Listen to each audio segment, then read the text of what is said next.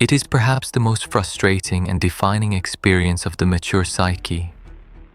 The moment you realize the landscape has changed, the names and faces are new, the year is different, and yet, the specific flavor of the suffering is exactly, chillingly the same.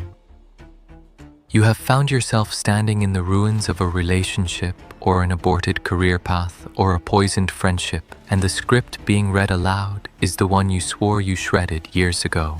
It is the realization that you did not merely stumble into misfortune, you engineered it.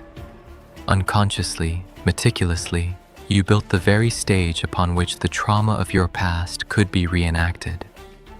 This is not coincidence, nor is it cosmic punishment.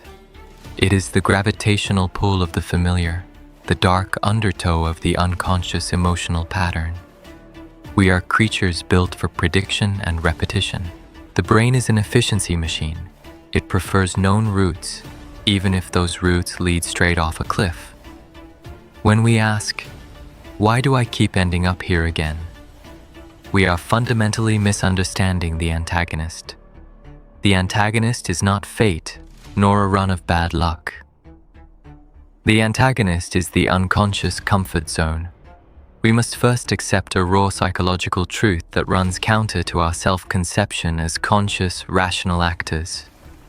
Your brain does not prioritize happiness. It prioritizes survival, and in the context of learned emotional experience, survival is defined by familiarity.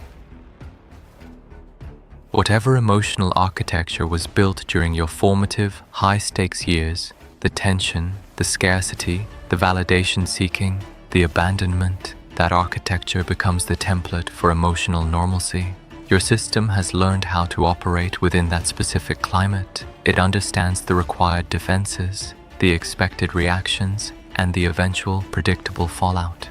This familiar tension, no matter how toxic, feels like home. It is the language of your inner world, and you are fluent in nothing else. The mechanism is deeply biological, etched into the neural pathways like canyons carved by rushing water. Every time you react to a specific stimulus, say rejection, with the same cascade of emotion and subsequent behavior, say withdrawal and self-blame, you deepen that groove. The path of least resistance for your future self becomes that same well-worn route. The brain doesn't see a destructive cycle.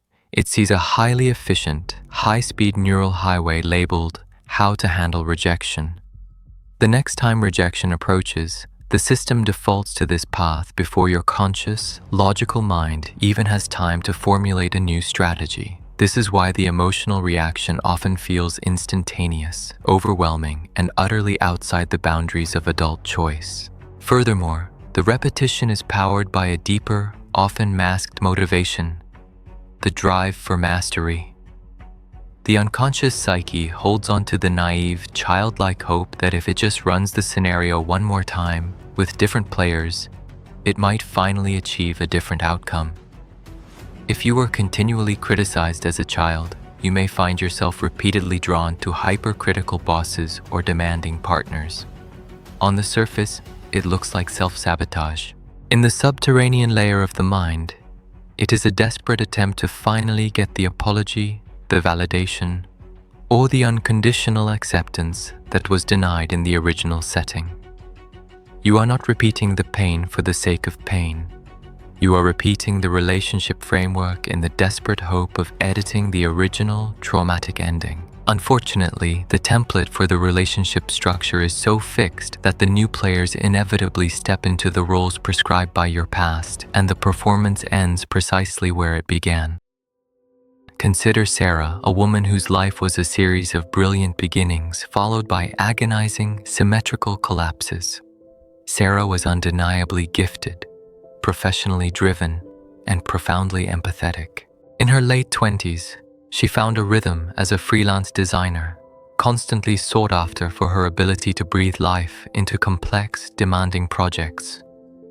Her conscious desire was clear: stability, recognition, and a mutually supportive partnership. Yet, Her reality told a different story. Professionally, she was perpetually overworked, delivering monumental results for clients who routinely failed to pay on time, or who treated her with a curious blend of high dependency and low respect. She became the indispensable workhorse, perpetually burning out just as a project reached fruition, only to move immediately to the next equally draining commitment.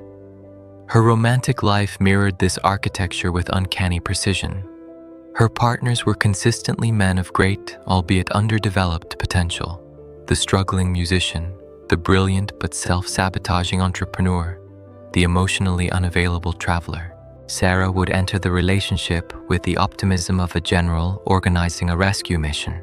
She would invest time, money, and monumental emotional labor, convinced that her effort, her stability, her belief would finally unlock their potential and lead to a co-created life of profound depth. The pattern always reached its zenith when she was most exhausted and most needed reciprocation. At that point, the partner, feeling the pressure of her rising need, would invariably withdraw, lash out, or simply vanish. She was always left feeling utterly emptied, bewildered, and convinced of her own fundamental inadequacy. After her last painful breakup with a man who had borrowed a significant sum of money and then ghosted her, Sarah found herself sitting on the floor of her apartment, surrounded by the remnants of his projects, feeling a specific visceral ache. It was not just sadness. It was a profound, familiar hollowness, the sting of being indispensable but disposable. And in that moment, the pattern, which had always been invisible because it was so omnipresent, snapped into agonizing clarity. She realized that the musician, the entrepreneur, and the demanding late-paying clients were not merely distinct individuals. They were interchangeable vessels for a single, recurring emotional transaction, the giving of everything without the expectation of receiving anything in return, followed by the inevitable, predictable abandonment. Why did Sarah, a smart, capable woman, repeatedly choose the path of maximum sacrifice and minimal reward? To understand Sarah's repetition, we must look not at her adult choices, but at her childhood emotional architecture. Sarah grew up in a household dominated by her father's volatile professional life and her mother's resulting chronic anxiety. Her father was often absent, and when present, his mood dictated the emotional climate of the home. The only way young Sarah could achieve stability and feel safe was by becoming the hyper-vigilant emotional regulator. She learned to anticipate need, manage distress, and perform acts of quiet, unseen competence to mitigate the potential for conflict. Her value was established not by being loved unconditionally, but by being useful, necessary, and perpetually managing the needs of others. This early programming installed a deeply held, unconscious belief: safety is synonymous with working hard to earn stability for someone else. Her adult partners and clients were simply new versions of the unpredictable primary figures in her life. She wasn't seeking love. She was seeking to finally, successfully stabilize the unstable person, thereby proving her worth and finally escaping the ever-present threat of emotional chaos. Every time she chose the fixer role, she was unconsciously whispering, "This time, I will get the ending right. This time, I will stabilize the situation and finally feel safe." The repetition compulsion becomes a form of tragic hope, the hope that by mastering the pain now, she can heal the original wound then. The tragedy of this repetition compulsion is that it consumes the present moment, rendering all new opportunities and people mere costumes for the old script. The mind is so focused on managing the anticipated trauma that it fails to recognize genuinely healthy, stable connections. When a stable, consistent partner approaches Sarah, her system registers it not as safe, but as boring, or, more dangerously, untrustworthy. It lacks the familiar tension that signals this is a serious, important relationship. The absence of chaos is registered as the absence of significance, Consequently, she either sabotages the healthy relationship or simply feels no emotional magnetic pull toward it, dismissing it as lacking passion, when in reality, it simply lacks the specific flavor of predictable emotional danger that her system has come to crave. This brings us to the profound and often debilitating cost of the pattern. The cost is not just a series of failed external events, it is a deep psychic fatigue.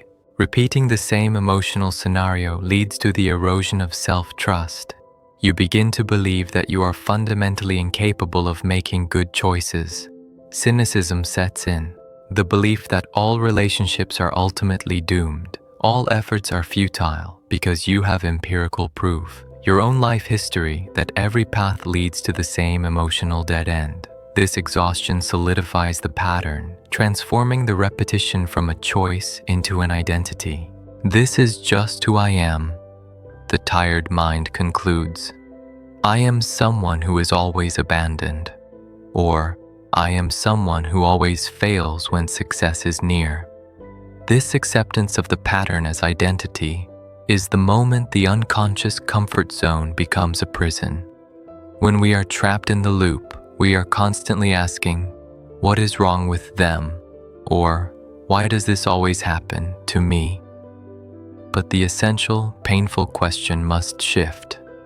The question is not about the external variable, it is about the internal variable. The core inquiry must become, what is the specific emotional frequency I keep dialing into? What feeling am I intentionally or unintentionally trying to recreate? Until this fundamental question is addressed, the players and the setting will remain irrelevant. You could move continents, change careers, and marry someone entirely new, yet the internal emotional climate, the tension of seeking validation, the anxiety of impending abandonment, the pressure of overfunctioning will travel with you, guaranteed to warp the new reality into the shape of the old pain. The escape from the loop does not begin with changing behavior. It begins with changing recognition. It starts with the excruciating, slow process of separating familiarity from safety. Familiarity is the quick, warm rush of knowing exactly what to expect, even if what you expect is pain. Safety is the cool, quiet absence of tension, the steady heartbeat of predictability that feels utterly foreign and sometimes terrifying to the pattern-addicted mind. Breaking the cycle requires choosing the latter, embracing the discomfort of the unfamiliar peace. When Sarah eventually sought help, the first difficult step was stopping her automatic response. She was assigned a new client who was meticulously organized, paid on time, and offered genuine, straightforward appreciation for her work. Sarah's unconscious system immediately began screaming, "Danger! Too easy! This person is shallow or hiding something." Her impulse was to inject chaos, to delay a deadline, to pick a manufactured fight over a minor detail, or to subtly demand more work than the contract required, simply to re-establish the familiar, necessary tension. The work was not about designing the project. The work was about sitting with the unsettling calm, recognizing the impulse to sabotage, and intentionally choosing a benign, unfamiliar response. She had to learn that the absence of struggle did not mean the absence of substance. This is the process of building a new neural canyon. It demands intentional, grueling deviation from the automatic path. The first time you choose not to chase the emotionally unavailable partner, the silence will be deafening. The first time you set a firm boundary with a demanding client, the feeling of vulnerability and anticipated rejection will be overwhelming. This is where most people retreat. They mistake the intense anxiety of deviation for a sign that they are making a mistake, when in fact, the anxiety is merely the system protesting the loss of its highly efficient, destructive emotional highway. The discomfort is proof that the old pattern is finally, agonizingly, breaking down. The shift requires two commitments. First, radical self-observation. You must become a detached investigator of your own emotions. Learn to name the emotional flavor you are truly seeking. When you feel the pull toward someone who needs fixing, pause and ask, am I seeking connection Or am I seeking the specific feeling of being intensely needed? Am I seeking love, or am I seeking the familiar tension of having to earn love? Second, you must practice intentional unfamiliarity. When your old pattern dictates movement toward the chaotic, choose stillness. When it dictates sacrifice, choose preservation. When it demands intensity, choose quiet neutrality. These choices will feel alien, but they are the first tiny, shaky steps into a landscape of genuine safety. The familiar is not your friend, even when it feels like your only refuge. The comfort zone built on pain is a beautiful, gilded trap. True liberation is found in the willingness to tolerate the profound discomfort of the new and the unknown. It is the long, hard journey of rewriting the script, not by finding new actors, but by refusing to play the lead role in a tragedy that was never truly yours.